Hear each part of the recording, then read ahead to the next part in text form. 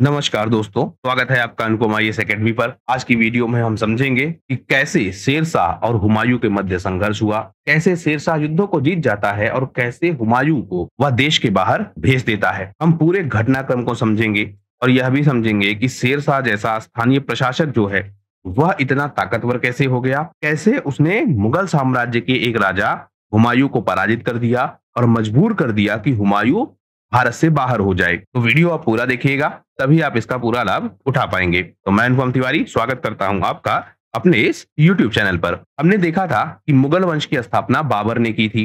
1526 से लेकर 1530 तक बाबर का शासन हमको दिखता है।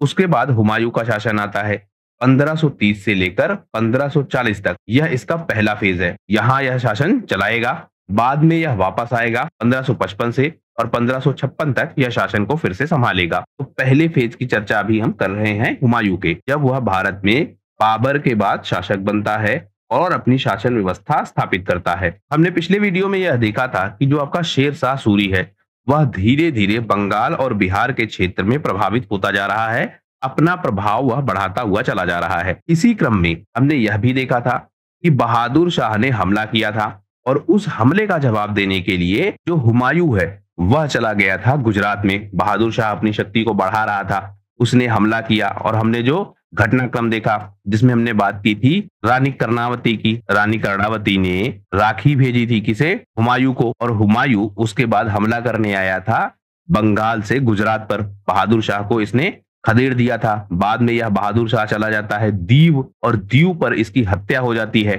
हत्या कौन करते हैं? पुर्तगाली। यह सारा घटनाक्रम हम देख चुके हैं। तो हुमायूं आ जाता है गुजरात और जो आपका शेर खां है, शेर खां पर भी हमला किया था। तो इसने क्या किया था? संधि कर ली थी, यह भी हमने देखा था। और संधि के तहत जो अपना बेटा है उसको भेज दिया था मुगल दरबार में। यह सारा घटनाक्रम हम देख चुके हैं। अब जो आपका पीछे से शेरशाह सूरी है, या उस समय इसका नाम है शेर खान, यह अपनी शक्ति को धीरे धीरे बढ़ाने लगता है। जो बिहार का क्षेत्र है, बंगाल का क्षेत्र है, वहां पर यह सक्रिय हो जाता है और विस्तार करना शुरू करता है। इसने सबसे पहले क्या किया? सूरजगढ़ की लड़ाई, और यह लड़ाई हुई 1534 में। उस समय जो सूरजगढ़ का किला है वह वर्तमान के बिहार में था और यह बहुत इंपॉर्टेंट था कि अगर शेरशाह को अपना साम्राज्य बढ़ाना है तो इस किले पर उसका अधिकार हो जाए। इस समय जो बंगाल का शासक है वह है आपका मोहम्मद शाह, और इस मोहम्मद शाह ने क्या देखा कि जो आपका शेर खान है वह अपनी शक्ति बढ़ा रहा है, तो अपने एक व्यक्ति को इसने भेजा। किसको भेजा? जलाल खान को। जलाल खान सेनापति है किसका? मोहम्मद शाह का। और मोहम्मद शाह को यह डर है कि जो आपका शेरशाह सूरी है वह अपनी शक्ति इतनी बढ़ा लेगा कि कहीं ना कहीं उस पर हमला कर देगा। तो उसने पहले ही क्या किया? अपने सेनापति जलाल खान को भेज दिया कि वह जाकर शेर खान पर हमला करे, शेर खान को पराजित करे। सूरजगढ़ के पास यह लड़ाई होती है, लेकिन जो आपका जलाल खान है यह युद्ध में मारा जाता है और जो बंगाल की सेना है वह सेना युद्ध हार जाती है। तो जो सूरजगढ़ की लड़ाई है उसमें बंगाल की सेना हार जाती है। जलाल खान जो उनका सेनापति था, जिसको भेजा था मोहम्मद शाह ने, वह सेनापति मारा जाता है। और सूरजगढ़ की लड़ाई जीतने के बाद जो शेरशाह का वर्चस्व है वह बहुत ज्यादा बढ़ जाता है, क्योंकि बंगाल उस समय एक बहुत ताकतवर सेना थी, उसका वर्चस्व था। और जब शेरशाह ने बंगाल की सेना को पराजित कर दिया तो उसका जो प्रभाव है वह बिहार के क्षेत्र में तो बहुत मजबूत हो गया, और इस बात की खबर बंगाल तक के क्षेत्र में भी फैलने लगी कि शेर खान नामक एक व्यक्ति उभर रहा है और वह धीरे धीरे बहुत ताकतवर होता जा रहा है। इसके बाद शेरशाह 1536 में बंगाल पर हमला करता है। क्योंकि बंगाल की सेना को यह पराजित कर चुका है, तो जो बंगाल का सुल्तान है महमूद शाह, उस पर यह हमला करता है। उस समय जो महमूद शाह है उसकी अपनी राजनीतिक स्थिति कमजोर है, क्योंकि वहां पर जो दरबारी गुटबाजी है वह हो रही है, लोग खुश नहीं है महमूद शाह से। तो वहां पर इस गुटबाजी का यह लाभ उठाता है, बंगाल पर हमला करता है। बंगाल के जो आसपास के क्षेत्र हैं पहले यह उन क्षेत्रों पर अधिकार करता है। महमूद शाह युद्ध करता है लेकिन वह हार जाता है। धीरे धीरे जो बंगाल की राजधानी है लखनौती या फिर गौड़, उस राजधानी पर शेर खान का अधिकार हो जाता है। लेकिन फिर महमूद शाह से संधि होती है और इस संधि के तहत महमूद शाह को केवल नाम मात्र का शासक बनाया जाता है, वास्तविक शक्ति होती है शेर खान के पास। तो शेर खान अब बिहार के क्षेत्र को जीत चुका है, शेर खान अब बंगाल के क्षेत्र को जीत चुका है। दोनों क्षेत्रों पर इसका प्रभाव स्थापित हो चुका है। जब यह बात पता लगती है हुमायूं को, तो हुमायूं क्या करता है, फिर से वापस होता है। उधर आपका जो बहादुर शाह है, वह बहादुर शाह मारा जा चुका है। तो जब बहादुर शाह मारा जा चुका है, तो हुमायूं को गुजरात की तरफ से अब कोई खतरा नहीं है। लेकिन दूसरी तरफ से खतरा शुरू हो चुका है। बंगाल और बिहार का जो क्षेत्र है, उस क्षेत्र में जो आपका शेर शाह है, वह शेर शाह सक्रिय होता जा रहा है। तो अब इसने हमला किया। इससे पहले हमने देखा था कि जो चुनारगढ़ का किला है, इस किले पर इसने हमला किया था। हुमायूं पहले युद्ध को जीत गया था, संधि हुई थी। हमने यह भी देखा कि जो आपका शेर खान है, उसने समझदारी दिखाई, अपने बेटे को भेज दिया और संधि करके मामले को टाल दिया। अब दूसरा हमला हुआ 1536 में। हुमायूं ने जब यह दूसरा हमला किया, तो उस समय जो शेर शाह है, वह उस किले में नहीं था और हुमायूं ने यह हमला बहुत ताकत के साथ किया। और ताकत के साथ, उसके साथ साथ जो इसके पास तोपे हैं, शक्तिशाली यह व्यक्ति था, यानी शक्तिशाली इसके पास सेना थी। तो इसने क्या किया, जो चुनारगढ़ का किला है, उस किले पर अधिकार कर लिया। तो दूसरी बार के हमले में चुनारगढ़ के किले पर हुमायूं का अधिकार हो जाता है। अब हुमायूं आगे बढ़ता है और जो लखनऊती कब्जा रखा है किसने, शेर खान ने, उस पर यह हमला करने की कोशिश करता है। लेकिन यहाँ पर जो आपका शेर शाह सूरी है, वह एक बहुत खतरनाक चाल चलता है। वह करता क्या है, जो लखनऊती का क्षेत्र है, उस लखनऊती के क्षेत्र को खाली कर देता है। मतलब हुमायूं पहुंचता है बंगाल हमला करने कि वह लखनऊती पर अधिकार करेगा और लखनऊती को जीतकर शेरशाह को पराजित कर देगा। लेकिन शेरशाह क्या करता है, लखनऊती को खाली कर देता है। और यहाँ पर हमको शेरशाह का एक जो दूसरा चेहरा है, वह भी दिखता है। लखनऊती में वह लोगों को मार देता है, बहुत सारे, स्पेशली उसमें हिंदू थे, उन सबको मार देता है। अपने जो अफगान विरोधी हैं, उन सबकी हत्या कर देता है। पूरी लखनऊती को तहस नहस करके उसे खाली कर देता है। जब आपका हुमायूं पहुंचता है बंगाल में, तो वहां पे देखता है कि वहां कुछ बचा ही नहीं है। 15 अगस्त 1538 को हुमायूं गौड़ पहुंचता है। यह तथ्य है, आपको ध्यान रखना होगा। तो यहाँ पर जो सड़कें हैं, नालियां हैं, बगीचे हैं, वह सब क्या है, लाशों से भरी पड़ी हैं। और इसने ऐसा किया क्यों? इसे यह उम्मीद थी कि जो बंगाल का क्षेत्र है, वहां पर भी कई ऐसे सारे लोग हैं जो जाकर मिल जाएंगे हुमायूं से, क्योंकि बंगाल पर इसने अधिकार किया था। बंगाल के प्रशासक को इसने पराजित किया था। और वह शासक कौन था? अफगान सरदार। और बहुत सारे ऐसे अफगान सरदार अभी भी थे जो यह चाहते थे कि शेरशाह हट जाए, कहां से? बंगाल से। इसी कारण से शेरशाह ने क्या किया, उन सारे लोगों की हत्या कर दी। हत्या करके नालियां, सड़कें उनको भर दिया। कहां? लखनऊती में। और जब हुमायूं लखनऊती पहुंचा, तो उसको बंगाल का जो यह क्षेत्र है, राजधानी है गौड़, गौड़ या लखनऊती दोनों एक ही नाम है, यह पूरा क्षेत्र ऐसे खाली मिला। यहीं पर हुमायूं ने इसे एक नाम दिया। नाम क्या दिया? जन्नताबाद। अब यह आपसे पूछा जाता है, तो लखनऊती को नाम जन्नताबाद किसने दिया? हुमायूं ने। क्यों दिया? क्योंकि वहां पर उसे दिखा लाशों का एक ढेर और उसने यह कहा कि यह सारे लोग कहाँ जाएंगे? स्वर्ग जाएंगे। इस बात की चर्चा अब्दुल कादिर बदायूनी भी करता है। तो लखनऊती पर अब हो गया हुमायूं का हमला। लेकिन यह चाल थी किसकी? शेरशाह की। शेरशाह ने जानबूझकर लखनऊती को खाली किया था। बंगाल के क्षेत्र में हुमायूं को वह फंसाना चाहता था, क्योंकि अब जो शेरशाह ने किया वह यह था कि उसने बंगाल और बिहार का जो पूर्वी क्षेत्र है, वहां पर फंसा दिया हुमायूं को। और खुद इसने क्या किया, अपनी सेनाएं लगाना शुरू कर दिया, किलों पर अधिकार करना चालू कर दिया। किसने? शेरशाह ने। और हुमायूं की जो ताकत है, वह ताकत क्या है? उसकी तोपे। तो इसने क्या किया? वेट किया। इसने, शेरशाह ने, सबसे पहले इसे बारिश के मौसम तक वेट करना था। बारिश के मौसम तक वेट क्यों? जिससे तोपे ना चले और जो आसपास के क्षेत्र हैं उनको धीरे धीरे जीतता हुआ यह क्या करे, अपना प्रभाव बढ़ा ले। तो अपना प्रभाव बढ़ा ले और जो हुमायूं है वह फंस जाए कहाँ? बंगाल के क्षेत्र में। और यह इसकी रणनीति काम करती है। इसने धीरे धीरे अपनी शक्ति बढ़ाई, अपनी तरफ लोगों को करना शुरू किया और अपनी शक्ति को बहुत मजबूत कर दिया। तो लखनऊती को छोड़ना यह शेरशाह की क्या थी? रणनीतिक चाल थी। यह घेराबंदी करना चाहता था बंगाल की, या हम कहें कि हुमायूं की। इसने यह भी देखा था कि जो हुमायूं की सेना है वह संख्या बल में बड़ी है, इसके साथ साथ उसके पास मजबूत तोपें हैं। तो अगर सामने सामने वह युद्ध के मैदान में आएगा तो क्या होगा? हुमायूं की सेना जीत जाएगी और इस शेर खां को पराजित कर देगी। तो उसने घेराबंदी की और बंगाल में जो नियंत्रण है, उस नियंत्रण को चारों तरफ से घेर लिया। इसी क्रम में अगला युद्ध होगा। युद्ध कौन सा? चौसा का युद्ध। अब आपका हुमायूं बंगाल में बैठा है और उसको चारों तरफ से घेर रहा है कौन? शेरशाह। चौसा नामक यह स्थान जो है, यहाँ पर युद्ध होता है और इस युद्ध को जीतने के लिए शेरशाह एक लंबी तैयारी कर रहा था। वहीं जो आपका हुमायूं है, जब उसने गौड़ को जीत लिया या गौड़ पर उसका अधिकार हो गया, क्योंकि वहां जब पहुंचा तो वहां सेना नहीं थी, तो गौड़ पर जब उसका अधिकार हो गया तो उसने यह मान लिया कि शेरशाह उससे हार रहा है। चुनारगढ़ का पहला किला, वहां हारा था, संधि हुई। चुनारगढ़ पर दूसरा आक्रमण, वहां से शेरशाह चला जा चुका था, वहां पर हुमायूं ने अधिकार कर लिया। उसके बाद जब यह हमला करता है गौड़ में, तो वहां से भी शेरशाह चला जाता है, वहां पर भी इसका अधिकार हो जाता है। तो हुमायूं ने क्या किया, चुनारगढ़ का पहला हमला, इसमें शेरशाह पराजित हुआ। फिर चुनारगढ़ का दूसरा हमला, इसमें भी शेरशाह पराजित हुआ। फिर इसने क्या किया, गौड़ पर आक्रमण, यहाँ पर भी जो आपका शेरशाह है वह शेरशाह इससे दूर हो जाता है, मतलब गौड़ को पहले ही खाली कर देता है।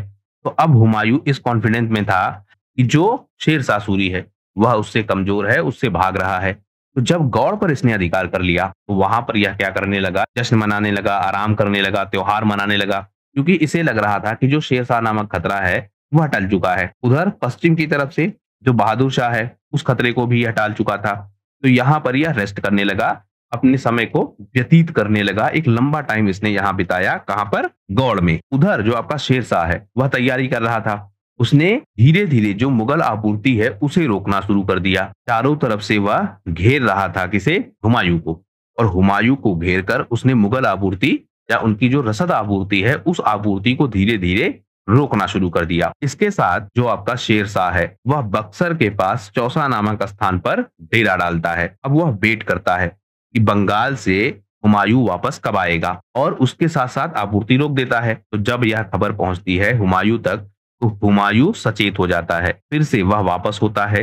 लेकिन उसे यह कॉन्फिडेंट था कि उसने शेर खां को बार बार हराया है, शेर खां उससे युद्ध के मैदान में नहीं लड़ेगा, या फिर अगर लड़ेगा भी तो बहुत आसानी के साथ हार जाएगा। तो चौसा का यह युद्ध होता है, लेकिन इस युद्ध में जो हुमायूं है उसको एक बड़ी हार का सामना करना पड़ता है। शेर खां यहाँ बहुत ताकतवर साबित होता है, और यहाँ ताकत के साथ सबसे ज्यादा रणनीति काबिल साबित होती है कि शेर खां की जो रणनीति है उस रणनीति से चौसा के युद्ध में हुमायूं हार जाता है। तथ्य यह कि 16 जून 1539 को यह युद्ध हुआ था। हार के कारणों में देखें तो एक तो सामरिक चूक और दूसरा आत्मसंतोष। आत्मसंतोष इसलिए कि इसने 3 बार युद्धों को जीता था शेरशाह के खिलाफ, तो इसे लग रहा था कि जो शेरशाह है वह शेरशाह कमजोर है, इस कारण से यह अपनी तैयारी अच्छी नहीं कर पाया। दूसरा, शेर खान ने जो समय चुना था वह समय बहुत अच्छा था, यानी बारिश के मौसम को चुना था शेर खान ने।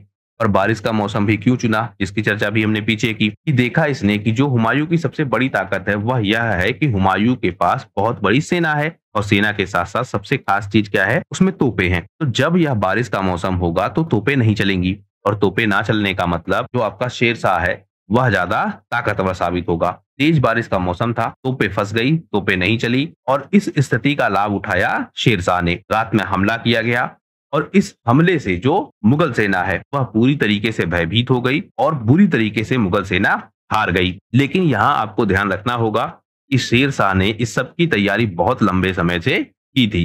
मतलब पहले वह पीछे हटता रहा, अपनी शक्ति को मजबूत करता रहा, और जब उसकी शक्ति मजबूत हो गई और जब उसको सही समय मिला उस समय उसने हुमायूं पर हमला किया, और हुमायूं को उस समय उसने पराजित किया। हुमायूं के साथ समस्या क्या थी, उसके अपने भाई उसके साथ नहीं खड़े थे।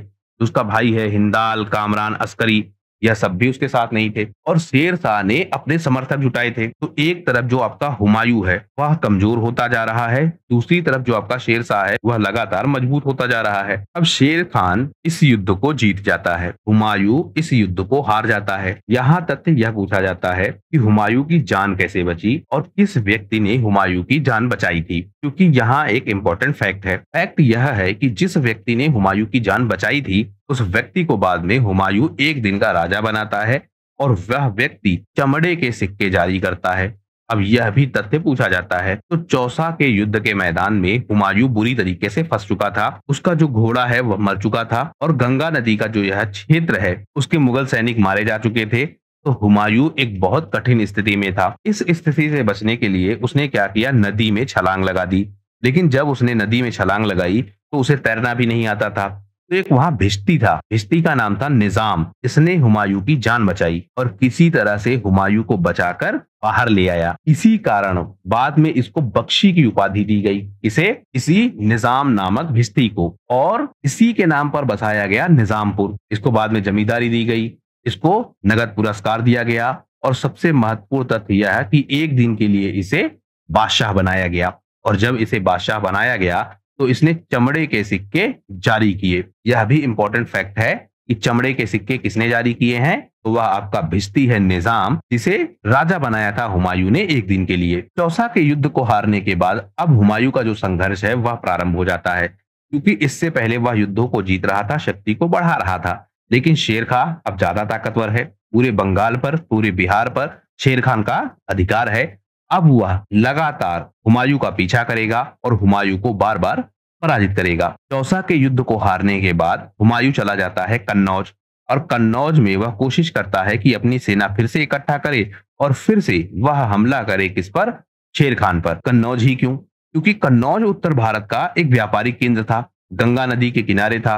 तो हुमायूं को लगता था कि आसानी के साथ वह अपने जो संसाधन है वह इकट्ठा कर लेगा। अब एक नया युद्ध का मैदान तैयार हो चुका था, कन्नौज का युद्ध। 17 मई 1540 में कन्नौज का यह युद्ध होता है। इस युद्ध में फिर से शेरशाह ने वही सब काम किया। प्राकृतिक संसाधनों का उपयोग, यानी नदियों का प्रयोग, मौसम का प्रयोग, इन सब का प्रयोग करता है कौन? शेरशाह। कन्नौज के युद्ध में भी जो आपका हुमायूं है वह हार जाता है, और हारने के कारण उसे युद्ध के मैदान से भागना पड़ता है। पहले वह भागकर दिल्ली जाता है, लेकिन उसे खतरा यह था कि जो आपका शेरशाह है वह दिल्ली पर भी आक्रमण करेगा, तो वह भागकर चला जाता है लाहौर, और किसी तरह से वह भागते भागते अन्य क्षेत्रों में चला जाता है। कन्नौज की लड़ाई के बाद लगभग अगले 15 सालों तक हुमायूं इधर उधर भटकता रहता है। वह भारत के क्षेत्रों में भी जाता है, वहां से भी सहायता मांगता है, फिर वह चला जाता है ईरान, वहां से सहायता मांगता है। तो 15 सालों तक यह भटकता रहता है, लेकिन 15 सालों तक भटकने के बाद यह भारत में फिर से आता है और भारत में अधिकार करता है। अब हम हुमायूं की इस यात्रा को समझेंगे जो 1540 से 1555 तक उसने की है, क्योंकि यहां से भी प्रश्न बनते हैं। कन्नौज की हार के बाद यह क्या करता है, अपने भाइयों से मदद मांगने की कोशिश करता है। जो इसके भाई हैं कामरान, हिंदाल, अस्करी, इन सब से यह मदद मांगने की कोशिश करता है, लेकिन कोई भी इसकी मदद नहीं करता है। यह लाहौर जाता है, फिर वहां से रोहतास जाता है, फिर वहां से चला जाता है सिंध के क्षेत्र में। सिंध में यह शरण खोजता है और वहां पर एक शासक है मिर्जा शाह हुसैन, उससे मदद मांगता है। लेकिन मिर्जा शाह हुसैन को यह शक था कि कहीं ऐसा ना हो कि शरण देने के कारण जो इसका क्षेत्र है वह चला जाए, क्योंकि इससे पहले आपको याद हो कि जो बाबर था उसने यह काम किया था। इसको भी यही डर था कि अगर कहीं उसने शरण दी तो यह इसके ही क्षेत्र पर अधिकार ना कर ले, तो यह भी शरण नहीं देता है। इसी बीच हुमायूं की शादी भी होती है। शादी किससे होती है? हमीदा बानो बेगम से। 29 अगस्त 1541 को यह शादी होती है, क्योंकि हुमायूं अपने समर्थक ढूंढ रहा था, यानी ऐसे लोगों को वह ढूंढ रहा था जो उसकी शक्ति को बढ़ा सके।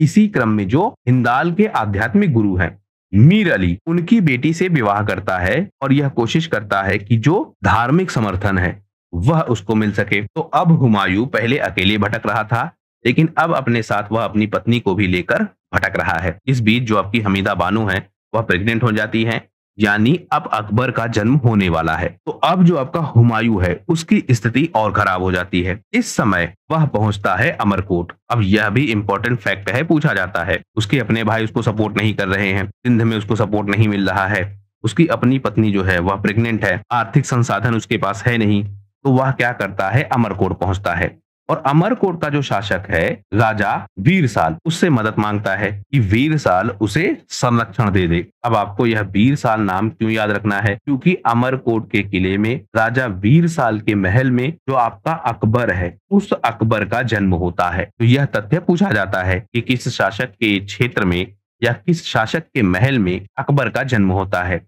तो अमरकोट का शासक है राजा वीरसाल, वहीं पर जो आपका अकबर है इसका जन्म होता है। अकबर के बचपन का जो स्टार्टिंग फेज है वह इस अमरकोट के किले में ही शुरू होता है। इसीलिए आप देखेंगे क्योंकि जो बचपन का प्रभाव है वह अकबर पर बहुत होता है। तो अकबर के केस में आप देखेंगे कि जो हिंदू धर्म है इसे यह जानने की कोशिश भी करेगा और इसके प्रति सॉफ्ट रहेगा, जैसा अन्य मुगल दरबार के लोग नहीं थे।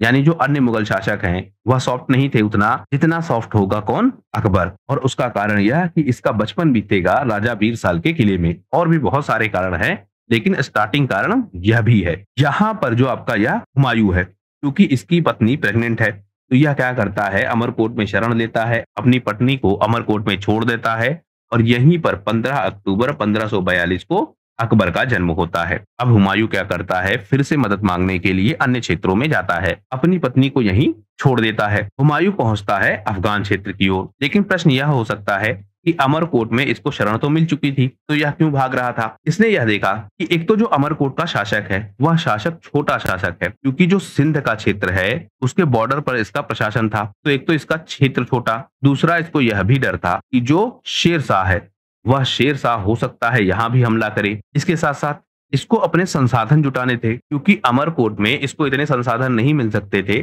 कि यह जाकर शेरशाह से लड़ पाता। तो इसने क्या किया, अफगान की तरफ चलना शुरू कर दिया, और इसको यह उम्मीद थी कि जो फारस का क्षेत्र है यानी जो ईरान का क्षेत्र है वहां का जो शासक है तहमास्प, उससे मदद मांगेगा, उससे सेना लेगा और सेना लेकर फिर से हमला करेगा। तो यह कांधार होते हुए चला गया कहां, ईरान के क्षेत्र में, यानी भारत से पराजित होकर अगले 15 सालों तक यह इधर उधर भटकता है और भटकते भटकते पहुंच जाता है ईरान के क्षेत्र में। तो इस तरह मुगल साम्राज्य के एक पराजित राजा की हमने कहानी देखी और यह समझा कि कैसे वह पराजित हो गया और कैसे शेरशाह अपना प्रभाव बढ़ाने लगा। आने वाले वीडियो से हम यह भी कवर करेंगे कि जो शेरशाह है उसका प्रभाव क्षेत्र और कैसा बढ़ा, कौन कौन से प्रमुख परिवर्तन किए शेर खान ने और उन परिवर्तनों का क्या प्रभाव पड़ा। इसके अलावा हम यह भी समझेंगे कि हुमायूं वापस कैसे आया और कैसे फिर से मुगल साम्राज्य की स्थापना हुई। इस वीडियो में फिलहाल सिर्फ इतना ही। वीडियो यदि पसंद आया हो तो प्लीज शेयर कीजिए अपने दोस्तों के साथ, सब्सक्राइब कीजिए इस